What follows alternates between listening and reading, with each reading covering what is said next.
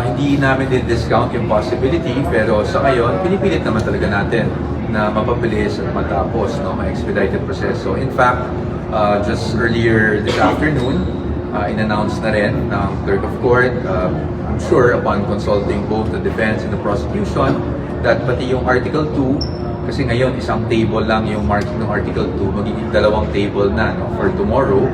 So that should help expedite the process. Siguro just to add to what Mike said, no, yung ginagawa nating activity ngayon, which is the pre-marking of evidence, ang objective natin dito, kailangan maintindihan ng mga nanonood, is really to expedite the proceedings and not to cause further delays.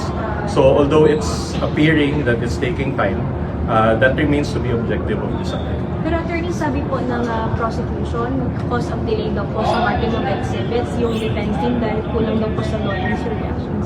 Actually, I was there personally, and the opposite is true. The opposite is true. It was actually the private prosecutors who lacked a certain personnel for the marking of the exhibits. Siguro hindi lang naintindihan masyado ni Representative Luis ito kasi hindi naman sila nagpa-participate buong araw.